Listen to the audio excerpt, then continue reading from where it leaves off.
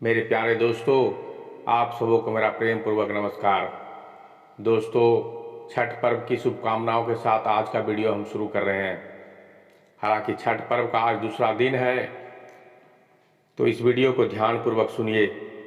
त्योहारों के देश भारत में कई ऐसे पर्व हैं जिन्हें काफ़ी कठिन माना जाता है, और इन्हीं में से एक है लोक आस्था का महापर्व छठ, जिसे रामायण और महाभारत काल से ही मनाने की परंपरा है। नहाय खाए के साथ कल से प्रारंभ हुए लोक आस्था का इस 4 दिवसीय महापर्व को लेकर कई कथाएं मौजूद है।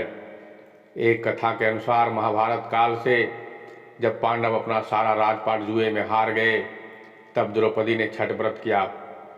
इससे उनकी मनोकामनाएं पूर्ण हुई तथा पांडवों का राजपाट वापस मिल गया। इसके अलावा छठ महापर्व का उल्लेख रामायण काल में भी मिलेगा। एक अन्य मान्यता के अनुसार छठ या सूर्य पूजा महाभारत काल से की जाती है। कहते हैं कि छठ पूजा की शुरुआत सूर्यपुत्र कर्ण ने की। कर्ण भगवान सूर्य के परम भक्त थे। मान्यताओं के अनुसार वे प्रतिदिन घंटों कमर तक पानी में खड़े रहकर सूर्य को अर्घ्य देते थे। सूर्य की कृपा से ही वे महान योद्धा बने।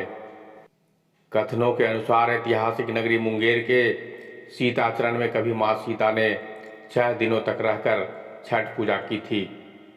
पौराणिक कथाओं के अनुसार 14 वर्ष वनवास के बाद जब भगवान राम अयोध्या लौटे थे, तो रावण वध के पाप से मुक्त होने के लिए ऋषि मुनियों के आदेश पर राजसूय यज्ञ करने का फैसला किया।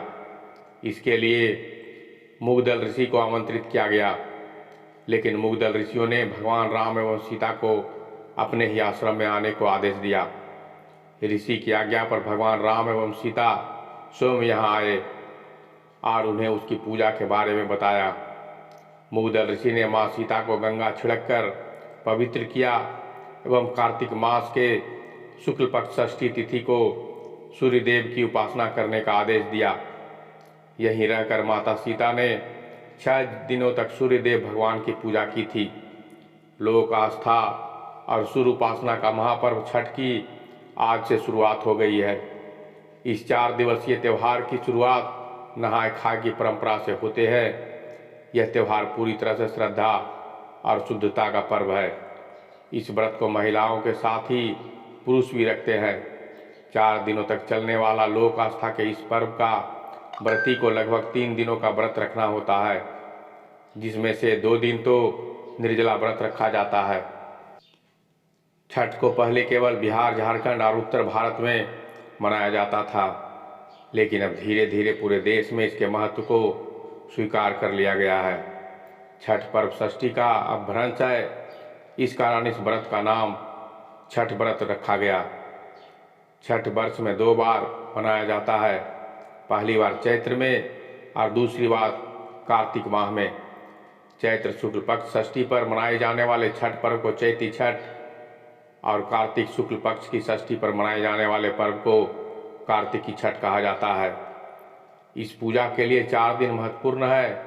नहाय खाए खरना या लोहंडा, संध्या अर्घ्य और सूर्योदय अर्घ्य।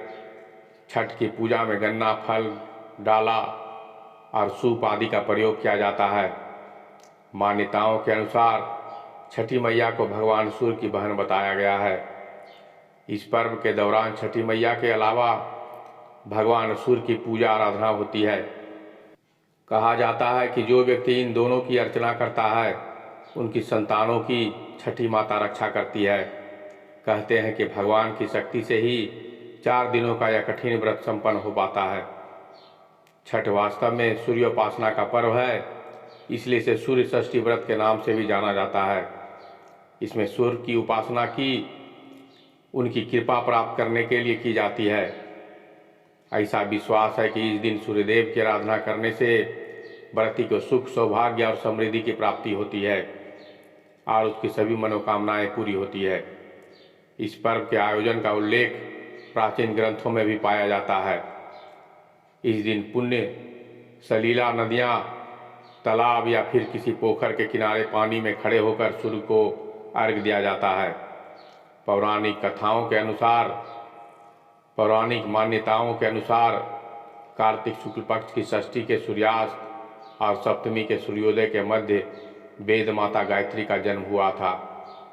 प्रकृति के षष्ठ अंश से उत्पन्न षष्ठी माता बालकों की रक्षा करने वाले विष्णु भगवान द्वारा रचा गया है।